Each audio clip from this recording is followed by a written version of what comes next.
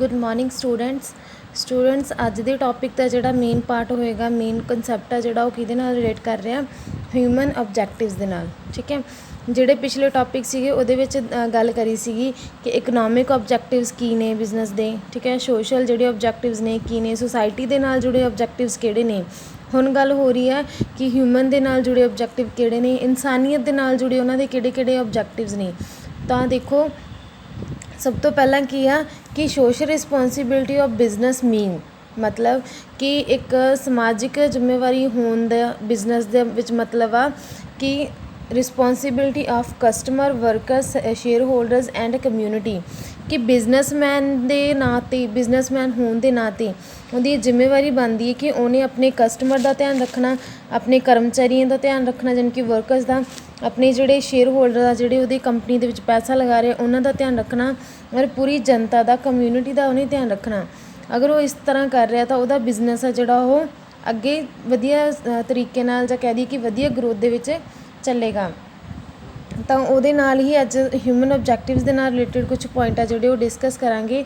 Main theme ਆ ਜਿਹੜਾ ਉਹ ਹੋਏਗਾ ਹਿਊਮਨ ਆਬਜੈਕਟਿਵ। ਠੀਕ ਹੈ, ਤਾਂ ਫਸਟ ਪੁਆਇੰਟ ਦੇਖੋ, ਇਹਦੇ ਵਿੱਚ ਹੋਏਗਾ ਵੈਲਫੇਅਰ ਆਫ ਵਰਕਰਸ, ਯਾਨੀ ਕਿ ਕਾਮਿਆਂ ਦੀ ਭਲਾਈ। ਜਿਹੜੇ ਉੱਥੇ ਕੰਮ ਕਰ ਰਹੇ ਆ ਉਹਨਾਂ ਦੀ ਭਲਾਈ ਹੈ ਜਿਹੜੀ ਉਹ ਪਹਿਲ 'ਤੇ ਹੋਣੀ ਚਾਹੀਦੀ ਹੈ, ਕਿਉਂਕਿ ਜੇ ਉਹ ਕੰਮ ਕਰਨਗੇ ਫਿਰ ਹੀ ਬਿਜ਼ਨਸ ਨੂੰ ਕੁਛ ਪੈਸਾ ਮਿਲੇਗਾ। ਜੇ ਉਹ ਕੰਮ ਹੀ ਨਾ ਕਰਨਗੇ, ਬਿਲਡਿੰਗ ਬਣੀ ਰਹੂਗੀ, ਮਸ਼ੀਨਾਂ ਖੜੀਆਂ ਰਹਿਣਗੀਆਂ, ਤਾਂ ਉਹਦਾ ਕੋਈ ਫਾਇਦਾ ਨਹੀਂ ਹੋਊਗਾ ਜਿੰਨਾ ਟਾਈਮ ਉਹਨਾਂ ਨੂੰ ਚਲਾਉਣ ਵਾਲਾ ਕੋਈ ਵਰਕਰ ਨਹੀਂ ਆ ਜਾਂਦਾ। ਸੋ ਮੇਨ ਜਿਹੜਾ ਧਿਆਨ ਦੇਣਾ ਪਏਗਾ ਬਿਜ਼ਨਸਮੈਨ ਨੂੰ ਉਹ ਹੋਏਗਾ ਆਪਣੇ ਵਰਕਰਸ 'ਤੇ। ਵਰਕਰਸ ਨੂੰ ਕੀ ਕੀ ਫੈਸਿਲਿਟੀਜ਼ ਉਹ ਦੇ ਸਕਦਾ। ਇੱਕ ਤਾਂ ਉਹਨੂੰ ਵੇਜਿਸ ਸਹੀ ਦੇਣੀਆਂ ਚਾਹੀਦੀਆਂ। ਠੀਕ ਹੈ, ਸਹੀ ਮਾਤਰਾ ਦੇ ਵਿੱਚ ਉਹਨਾਂ ਦੀ ਜਿਹੜੀ ਤਨਖਾਹ ਹੈ, ਸੈਲਰੀ ਉਹ ਦੇਣੀ ਚਾਹੀਦੀ ਆ। ਉਹਨਾਂ ਨੂੰ ਮੌਕੇ ਦੇਵੇ। ਠੀਕ ਹੈ, ਅਲੱਗ-ਅਲੱਗ ਮੌਕੇ ਉਹਨਾਂ ਨੂੰ ਪ੍ਰੋਵਾਈਡ ਕਰਨੇ ਚਾਹੀਦੇ ਆ ਤਾਂ ਕਿ ਉਹ ਆਪਣੇ ਆਪ ਨੂੰ ਪ੍ਰੂਵ ਕਰ ਸਕਣ, ਆਪਣੇ ਆਪ ਨੂੰ ਸਹੀ ਸਾਬਿਤ ਕਰ ਸਕਣ ਹਰੇਕ ਕੰਮ ਨਾਲ, ਕਿ ਉਹ ਮਿਹਨਤ ਦੇ ਨਾਲ ਆਪਣੀ ਜਿਹੜੀ ਬੋਨਸ ਵਗੈਰਾ ਹੈ ਉਹ ਲੈ ਸਕਣ। ਬੋਨਸ ਦਾ ਮਤਲਬ ਹੁੰਦਾ ਕਿ ਉਹਨਾਂ ਦੀ ਸੈਲਰੀ ਤੋਂ ਇਲਾਵਾ ਕੁਛ ਐਕਸਟਰਾ ਜਿਹੜੀ ਪੇਮੈਂਟ ਆ ਉਹਨਾਂ ਨੂੰ ਦਿੱਤੀ ਜਾਂਦੀ ਆ, ਕੁਛ ਅਲੱਗ ਤੋਂ ਉਹਨਾਂ ਨੂੰ ਹਿੱਸਾ ਜਿਹੜਾ ਪੈਸੇ ਦਾ ਗਿਫਟ ਦੇ ਤੌਰ ਦੇ ਵਿੱਚ ਦਿੱਤਾ ਜਾਂਦਾ ਵੀ ਉਹਨਾਂ ਨੇ ਕੰਮ ਵਧੀਆ ਕੀਤਾ ਹੋਵੇ। ਸੋ ਇਹ ਜਿਹੜੀਆਂ ਫੈਸਿਲਿਟੀਜ਼ ਆ ਉਹ ਉਹਨਾਂ ਨੂੰ ਦੇਣੀਆਂ ਚਾਹੀਦੀਆਂ ਇੱਕ ਬਿਜ਼ਨਸਮੈਨ ਨੂੰ ਜਿੱਥੇ ਉਹ ਕੰਮ ਕਰ ਰਹੇ ਆ। ਐਕਸਟਰਾ ਫੈਸਿਲਿਟੀਜ਼ ਉਹ ਕੀ ਹੋ ਸਕਦੀਆਂ ਕਿ ਉਹਨਾਂ ਦੀ ਹੈਲਥ ਦੇ ਰਿਗਾਰਡਿੰਗ ਪ੍ਰੋਪਰ ਜਿਹੜੀ ਫੈਸਿਲਿਟੀ ਉਹ ਦੇਣੀ ਚਾਹੀਦੀ ਆ ਵੀ ਜੇ ਕਸਟਮਰ ਜਿਹੜੇ ਵਰਕਰਸ ਨੇ ਉਹ ਕਿਸੇ ਖਤਰਨਾਕ ਜਗ੍ਹਾ 'ਤੇ ਕੰਮ ਕਰਦੇ ਜਿੱਥੇ ਕੈਮੀਕਲ ਬਹੁਤ ਜ਼ਿਆਦਾ ਹੋਣ, ਤਾਂ ਬਿਜ਼ਨਸਮੈਨ ਦੀ ਇਹ ਪਹਿਲੀ ਜ਼ਰੂਰਤ ਬਣਦੀ ਹੈ ਕਿ ਆਪਦੇ ਵਰਕਰਸ ਨੂੰ ਇੱਕ ਪ੍ਰੋਪਰ ਜਿਹੜੇ ਆ ਗਲਵਜ਼ ਵਗੈਰਾ ਪ੍ਰੋਵਾਈਡ ਕਰੇ ਔਰ ਜਿਹੜੇ ਮਾਸਕ ਨੇ ਉਹ ਦੇਵੇ। ਠੀਕ ਹੈ, ਉਹਨਾਂ ਦੀ ਫੈਸਿਲਿਟੀ ਦਾ ਪ੍ਰੋਪਰ ਧਿਆਨ ਰੱਖਿਆ ਜਾਵੇ, ਯਾਨੀ ਕਿ ਜਿਹੜੇ ਇੰਪਲੋਈਜ਼ ਆ ਉਹਨਾਂ ਦੀ ਹੈਲਥ ਦੀ ਜਿਹੜੀ ਜ਼ਿੰਮੇਵਾਰੀ ਆ ਉਹ ਇੱਕ ਬਿਜ਼ਨਸਮੈਨ ਦੀ ਹੀ ਰਹੇਗੀ। ਅਗਰ ਵਰਕਰ ਸੈਟਿਸਫਾਈ ਨੇ ਤਾਂ ਉਹ ਕੰਮ ਬਹੁਤ ਵਧੀਆ ਤਰੀਕੇ ਨਾਲ ਕਰਨਗੇ ਔਰ ਜਿਹੜੀ ਕੈਪੀਟਲ ਆ ਉਹ ਬਹੁਤ ਜ਼ਿਆਦਾ ਹੋਏਗੀ। ਦੇਖਿਆ ਜਾਵੇ ਤਾਂ ਇਹਦਾ ਅਲਟੀਮੇਟ ਬਿਜ਼ਨਸ ਨੂੰ ਹੀ ਪ੍ਰੋਫਿਟ ਆ। ਵਰਕਰ ਸੈਟਿਸਫਾਈ ਆ ਤਾਂ ਉਹ ਜਿਹੜੇ ਕੰਮ ਨੇ ਉਹ ਜ਼ਿਆਦਾ ਵਧੀਆ ਤਰੀਕੇ ਨਾਲ ਕਰਨਗੇ। ਨੈਕਸਟ ਨੇ ਕੰਜ਼ਿਊਮਰ ਸੈਟਿਸਫੈਕਸ਼ਨ। ਕੰਜ਼ਿਊਮਰ ਨੂੰ ਕਿੰਗ ਬੋਲਿਆ ਜਾਂਦਾ ਮਾਰਕੀਟ ਦਾ, ਕਿਉਂਕਿ ਜੋ ਕੰਜ਼ਿਊਮਰ ਖਰੀਦਦਾ, ਜੋ ਕੰਜ਼ਿਊਮਰ ਨੂੰ ਪਸੰਦ ਆਉਂਦਾ ਉਸੇ 'ਤੇ ਹੀ ਉਹ ਪੇਮੈਂਟ ਕਰਦਾ ਹੈ। ਬਾਕੀ ਚੀਜ਼ਾਂ ਜਿਹੜੀਆਂ ਉਹਨੂੰ ਨਹੀਂ ਪਸੰਦ ਆਉਂਦੀਆਂ ਉਹ ਨਹੀਂ ਖਰੀਦਦਾ। ਜਾਣੀ ਕਿ ਹਰੇਕ ਬਿਜ਼ਨਸਮੈਨ ਦਾ ਜਿਹੜਾ ਕੰਮ ਆ ਉਹ ਕੰਜ਼ਿਊਮਰ ਦੀ ਲਾਈਕਿੰਗ ਅਤੇ ਡਿਸਲਾਈਕ 'ਤੇ ਹੀ ਡਿਪੈਂਡ ਕਰਦਾ।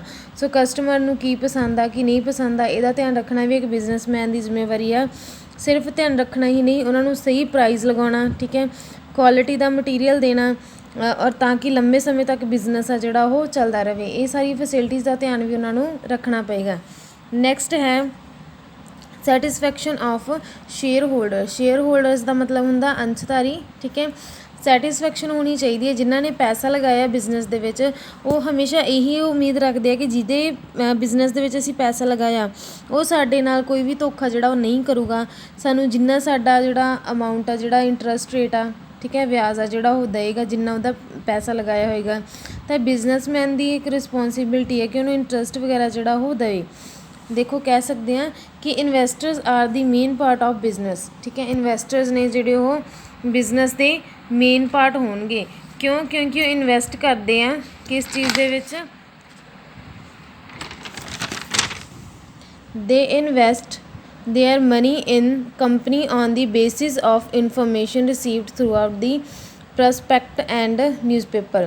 ਬਿਜ਼ਨਸਮੈਨ ਨੇ ਜਿਹੜੇ ਉਹ ਆਪਣੀ ਜਿਹੜੀ ਮਨੀ ਆ ਆਪਣੀ ਨਿਊਜ਼ਪੇਪਰ ਦੇ ਵਿੱਚ ਐਡਵਰਟਾਈਜ਼ਮੈਂਟ ਦੇਣ ਤੋਂ ਬਾਅਦ ਹੀ ਵਧਾਉਂਦੇ ਆ, ਕਿਉਂਕਿ ਜਦੋਂ ਐਡਵਰਟਾਈਜ਼ਮੈਂਟ ਦੇ ਦਿੰਦੇ ਆ ਆਪਣੇ ਬਿਜ਼ਨਸ ਦੇ ਬਾਰੇ ਦੱਸਦੇ ਆ ਕਿ ਸਾਡਾ ਬਿਜ਼ਨਸ ਕਿਸ ਤਰੀਕੇ ਨਾਲ ਚੱਲ ਰਿਹਾ, ਸਾਡੇ ਬਿਜ਼ਨਸ ਦੇ ਵਿੱਚ ਕੀ ਫੈਸਿਲਿਟੀਜ਼ ਆ ਜਿਹੜੀਆਂ ਦਿੱਤੀਆਂ ਜਾ ਰਹੀਆਂ, ਠੀਕ ਹੈ।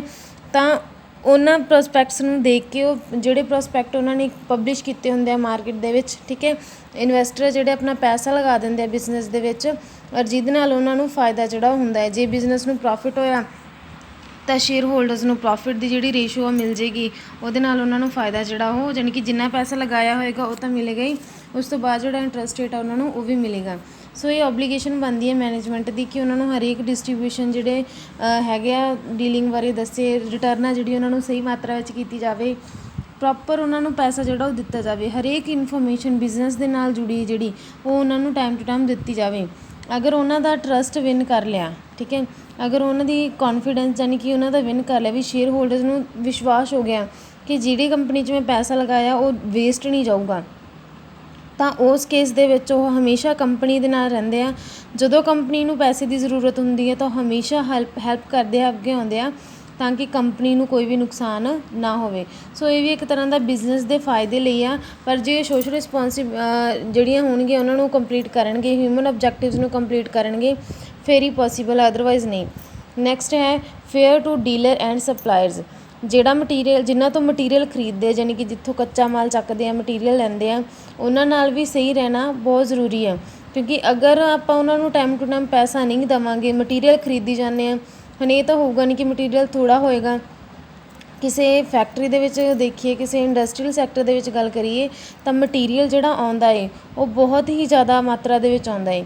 ਅਗਰ ਉਹ ਆਪਣੇ ਕਸਟਮਰ ਨਾਲ ਡੀਲ ਕਰ ਰਿਹਾ, ਸਹੀ ਕਰ ਰਿਹਾ, ਇਨਵੈਸਟਰ ਨਾਲ ਸਹੀ ਹੈ, ਪਰ ਸ਼ੇਅਰ ਹੋਲਡਰਸ ਨੂੰ ਪੈਸਾ ਨਹੀਂ ਦੇ ਰਿਹਾ, ਜਾਂ ਸਪਲਾਇਰਸ ਨਾਲ ਜਿਹੜਾ ਉਹਨਾਂ ਦਾ ਪੈਸਾ ਰੁਕਿਆ ਹੋਇਆ, ਜਿਹੜਾ ਮਟੀਰੀਅਲ ਖਰੀਦਾ ਉਹ ਨਹੀਂ ਦੇ ਰਿਹਾ, ਤਾਂ ਨੈਕਸਟ ਟਾਈਮ ਇਹ ਹੋ ਸਕਦਾ ਕਿ ਉਹ ਆਪਾਂ ਨੂੰ ਸਪਲਾਈ ਦੇਣੀ ਬੰਦ ਕਰ ਦੇਣ, ਮਟੀਰੀਅਲ ਹੀ ਨਾ ਦੇਣ ਜਿਹਦੇ ਤੋਂ ਆਪਾਂ ਕੰਮ ਅੱਗੇ ਸ਼ੁਰੂ ਕਰਨਾ ਹੈ।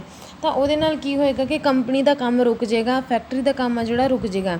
ਸੋ ਇਸ ਲਈ ਆਪਾਂ ਕਹਿਣਾ ਇੱਥੇ ਜ਼ਰੂਰੀ ਸਮਝਦੇ ਹਾਂ ਕਿ ਕੋਈ ਵੀ ਬਿਜ਼ਨਸਮੈਨ ਆ, ਉਹਨੇ ਆਪਣੇ ਜਿਹੜੇ ਡੀਲਰ ਆ, ਜਿਨ੍ਹਾਂ ਨਾਲ ਉਹ ਡੀਲ ਕਰਦਾ, ਜਿਨ੍ਹਾਂ ਤੋਂ ਮਟੀਰੀਅਲ ਸਪਲਾਈ ਕਰਵਾ ਰਹੇ ਆ, ਠੀਕ ਹੈ, ਉਹਨਾਂ ਦਾ ਪ੍ਰੋਪਰ ਧਿਆਨ ਰੱਖਣਾ ਪਏਗਾ, ਉਹਨਾਂ ਦੇ ਇੰਟਰਸਟ, ਠੀਕ ਹੈ, ਉਹਨਾਂ ਦੀ ਪ੍ਰੋਪਰ ਟੇਕ ਕੇਅਰ ਜਿਹੜੀ ਉਹ ਕਰਨੀ ਬਣਦੀ ਹੈ, ਤਾਂ ਹੀ ਉਹ ਕੰਪਨੀ ਨੂੰ ਅੱਗੇ ਲੈ ਕੇ ਜਾ ਸਕਦੇ ਆ।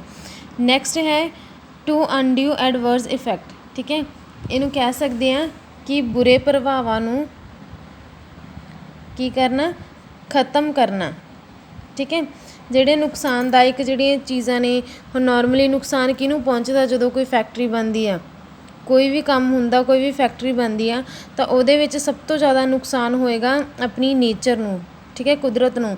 ਤਾਂ ਕਹਿੰਦੇ ਗਵਰਨਮੈਂਟ ਨੇ ਇਹ ਧਿਆਨ ਹਮੇਸ਼ਾ ਰੱਖਣਾ ਹੋਏਗਾ ਕਿ ਜੇ ਉਹ ਫੈਕਟਰੀ ਲਗਾ ਰਿਹਾ ਤਾਂ ਉਹਦੇ ਨਾਲ ਕੋਈ ਪੋਲਿਊਸ਼ਨ ਨਾ ਹੋਵੇ, ਕਿਉਂਕਿ ਜ਼ਿਆਦਾਤਰ ਪੋਲਿਊਸ਼ਨ ਆ ਜਿਹੜਾ ਫੈਕਟਰੀਆਂ 'ਚੋਂ ਨਿਕਲੇ ਧੂਏ ਦੇ ਨਾਲ, ਪਾਣੀ ਦੇ ਨਾਲ ਹੀ ਹੁੰਦਾ ਹੈ, ਜੋ ਕਿ ਆਪਣੇ ਦੇਸ਼ ਨੂੰ ਖਰਾਬ ਕਰ ਰਿਹਾ, ਠੀਕ ਹੈ।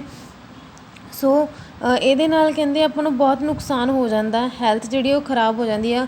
ਨਦੀਆਂ ਵਿੱਚ ਜਦੋਂ ਇਹ ਸਾਰਾ ਮਟੀਰੀਅਲ ਜਾਂਦਾ ਹੈ ਤਾਂ ਜਿਹੜੇ ਲੋਕ ਨਦੀਆਂ ਦੇ ਵਿੱਚੋਂ ਪਾਣੀ ਪੀਂਦੇ ਆ ਜਾਂ ਉਹਨੂੰ ਵਰਤਦੇ ਆ, ਉਹ ਜ਼ਿਆਦਾਤਰ ਨੁਕਸਾਨ ਉਹਨਾਂ ਨੂੰ ਕਰਦਾ, ਜਾਣੀ ਕਿ ਉਹ ਬਿਮਾਰ ਹੋ ਜਾਂਦੇ, ਕਿਉਂਕਿ ਕਈ ਏਰੀਆ ਇੱਦਾਂ ਦੇ ਆ ਜਿੱਥੇ ਜ਼ਮੀਨੀ ਪਾਣੀ ਨਹੀਂ ਆ, ਉਹ ਨਦੀਆਂ ਦਾ ਪਾਣੀ ਯੂਜ਼ ਕਰਦੇ ਆ ਪੀਣ ਦੇ ਲਈ, ਔਰ ਆਪਣੇ ਜਿਹੜੇ ਡੇਲੀ ਦੇ ਕੰਮ ਆ ਉਹਨਾਂ ਨੂੰ ਪੂਰਾ ਕਰਨ ਦੇ ਲਈ। ਸੋ ਅਗਰ ਪਾਣੀ ਹੀ ਖਰਾਬ ਹੋਇਆ ਤਾਂ ਲੋਕ ਆ ਜਿਹੜੇ ਉਹ ਕਿਤੇ ਨਾ ਕਿਤੇ ਇਫੈਕਟ ਹੋਣਗੇ, ਉਹਨਾਂ ਨੂੰ ਬਿਮਾਰੀਆਂ ਲੱਗ ਸਕਦੀਆਂ, ਪ੍ਰੋਬਲਮ ਆ ਸਕਦੀ ਆ। ਸੋ ਗਵਰਨਮੈਂਟ ਦੇ ਨਾਲ ਮਿਲ ਕੇ ਉਹਨਾਂ ਨੂੰ ਚੱਲਣਾ ਚਾਹੀਦਾ, ਕਿਉਂਕਿ ਇਕੱਲੀ ਗਵਰਨਮੈਂਟ ਇਹ ਸਾਰੀਆਂ ਚੀਜ਼ਾਂ ਨੂੰ ਹੈਂਡਲ ਨਹੀਂ ਕਰ ਸਕਦੀ। ਸੋ ਇਨਸਾਨ ਨੂੰ ਖੁਦ ਵੀ ਅੱਗੇ ਆਉਣਾ ਪਏਗਾ, ਔਰ ਫੈਕਟਰੀਆਂ ਦੇ ਵਿੱਚ ਕੁਛ ਜਿਹੜੇ ਪਲਾਂਟਸ ਨੇ ਉਹ ਉਹਨਾਂ ਨੂੰ ਲਗਾਉਣੇ ਪੈਣਗੇ, ਤਾਂ ਕਿ ਕੋਈ ਵੀ ਮਟੀਰੀਅਲ ਹੈ ਜਿਹੜਾ ਉਹ ਪਿਓਰੀਫਾਈ ਕਰਕੇ ਹੀ ਅੱਗੇ ਜਾਵੇ। ਸੋ ਇਹ ਸੀ ਤੁਹਾਡੇ ਅੱਜ ਦੇ ਜਿਹੜੇ ਹਿਊਮਨ ਓਬਜੈਕਟਿਵਸ ਨੇ। ਹੁਣ ਅੱਗੇ ਗੱਲ ਕਰਦੇ ਹਾਂ ਆਪਾਂ ਨੈਸ਼ਨਲ ਓਬਜੈਕਟਿਵ ਦੀ, ਯਾਨੀ ਕਿ ਕੌਮੀ ਉਦੇਸ਼ ਕਿਹੜੇ ਹੋਣਗੇ। ਤਾਂ ਦੇਖੋ, the business is not only required to achieve the economic and social objective. ਸਿਰਫ ਬਿਜ਼ਨਸ ਨੇ ਜ਼ਰੂਰੀ ਨਹੀਂ ਹੈ ਕਿ ਇੱਕ ਕਾਰੋਬਾਰੀ ਉਦੇਸ਼ ਹੀ ਪੂਰੇ ਕਰਨੇ ਆ, ਠੀਕ ਹੈ, ਜਾਂ ਕਹਿ ਸਕਦੇ ਹਾਂ ਕਿ ਸਮਾਜਿਕ ਉਦੇਸ਼ ਹੀ ਪੂਰੇ ਕਰਨੇ ਆ।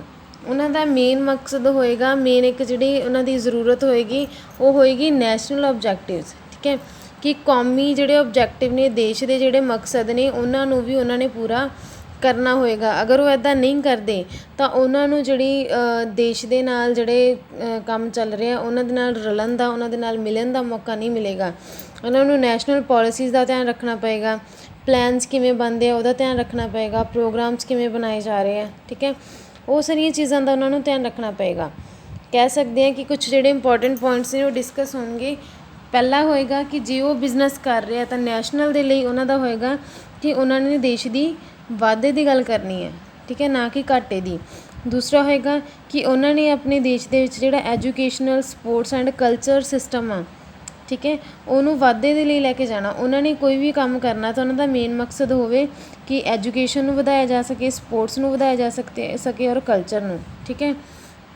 ਅੱਗੇ ਹੈ it should help in development of small enterprise. ਜਿਹੜੇ ਛੋਟੇ ਅਦਾਰੇ ਆ, ਛੋਟੇ ਜਿਵੇਂ ਕਹਿ ਦਈਏ ਕਿ ਬਿਜ਼ਨਸ ਆ ਚੱਲ ਰਹੇ ਆ, ਜਿਵੇਂ ਕੱਪੜੇ ਦਾ ਬਿਜ਼ਨਸ ਹੋ ਗਿਆ, ਸਿਲਾਈ ਕਢਾਈ ਦਾ ਬਿਜ਼ਨਸ ਹੋ ਗਿਆ, ਠੀਕ ਹੈ, ਜਿਹੜੇ ਛੋਟੇ ਬਿਜ਼ਨਸ ਆ ਉਹਨਾਂ ਨੂੰ ਸਪੋਰਟ ਕਰਨਾ, ਉਹਨਾਂ ਨੂੰ ਫਾਈਨੈਂਸ਼ੀਅਲ ਹੈਲਪ ਦੇਣਾ, ਠੀਕ ਹੈ, ਉਹਨਾਂ ਨੂੰ ਮਟੀਰੀਅਲ ਜਿਹੜਾ ਸਪਲਾਈ ਕਰਨਾ ਔਰ ਉਹਨਾਂ ਤੋਂ ਮਟੀਰੀਅਲ ਖਰੀਦਣਾ, ਠੀਕ ਹੈ। ਇਹਦੇ ਨਾਲ ਉਹ ਕੀ ਆ, ਆਪਣੇ ਦੇਸ਼ ਦੇ ਵਿੱਚ ਜਿਹੜਾ ਪੈਸੇ ਦਾ ਜਿਹੜਾ ਇੱਕ ਵਹਾਅ ਚੱਲ ਰਿਹਾ ਉਹਨੂੰ ਸਹੀ ਕਰ ਸਕਦੇ ਆ। ਯਾਨੀ ਕਿ ਜਿਹੜੇ ਅਮੀਰ ਆ, ਜੋ ਅਮੀਰ ਹੋ ਰਹੇ ਆ, ਉਹ ਵਾਲਾ ਕੰਸੈਪਟ ਆ ਜਿਹੜਾ ਉਹ ਕਿਤੇ ਨਾ ਕਿਤੇ ਕਮਜ਼ੋਰ ਹੋ ਸਕਦਾ, ਤਾਂ ਜਿਹੜੇ ਲੋਕ ਕੰਮ ਕਰ ਰਹੇ ਆ ਉਹਨਾਂ ਨੂੰ ਵੀ ਫਾਇਦਾ ਹੋਏਗਾ। ਨੈਕਸਟ ਹੈ it should be strive for economic justice to the people of country. ਅਗਰ ਆਪਣੇ ਦੇਸ਼ ਵਿੱਚ ਕੁਛ ਇੱਦਾਂ ਦੀ ਸਥਿਤੀ ਆਉਂਦੀ ਹੈ, ਕੰਡੀਸ਼ਨ ਆਉਂਦੀ ਆ ਕਿ ਆਪਣੇ ਦੇਸ਼ ਨੂੰ ਲੋਕਾਂ ਦੀ ਹੈਲਪ ਚਾਹੀਦੀ ਆ, ਠੀਕ ਹੈ, ਨਿਆਂ ਦੇ ਲਈ, ਜਸਟਿਸ ਦੇ ਲਈ, ਠੀਕ ਹੈ, ਜਿਹੜੇ ਲੋਕਾਂ ਦੀ ਗਵਾਹੀ ਜਿਹੜੀ ਜ਼ਰੂਰੀ ਹੈ, ਤਾਂ ਬਿਜ਼ਨਸਮੈਨ ਦੀ ਇੱਕ ਜ਼ਰੂਰਤ ਆ, ਜਾਂ ਕਹਿ ਦਈਏ ਕਿ ਜਿੱਥੇ ਖਾਣੇ ਦੀ ਕਮੀ ਹੋ ਗਈ, ਠੀਕ ਹੈ, ਤਾਂ ਉੱਥੇ ਬਿਜ਼ਨਸਮੈਨ ਦਾ ਇਹ ਹੱਕ ਬਣਦਾ ਕਿ ਉਹ ਦੇਸ਼ ਦਾ ਨਾਗਰਿਕ ਹੋਣ ਦੇ ਨਾਤੇ ਆਪਣੇ ਦੇਸ਼ ਦੀ ਭਲਾਈ ਦੇ ਲਈ ਕੰਮ ਕਰੇ, ਆਪਣੇ ਦੇਸ਼ ਦੇ ਜਿਹੜੇ ਨਿਆਂ, ਜਸਟਿਸ ਆ ਉਹਨਾਂ ਲਈ ਲੜੇ, ਠੀਕ ਹੈ। ਤਾਂ ਇਹ ਸਾਰੀਆਂ ਚੀਜ਼ਾਂ ਜਿਹੜੀਆਂ ਉਹਨਾਂ ਨੂੰ ਦੇਸ਼ ਲਈ ਕਰਨੀਆਂ ਹੋਣਗੀਆਂ, ਇਹ ਸਾਰੇ ਕੰਮ ਜਿਹੜੇ ਉਹਨਾਂ ਨੂੰ ਦੇਸ਼ ਦੇ ਲਈ ਕਰਨੇ ਹੋਣਗੇ।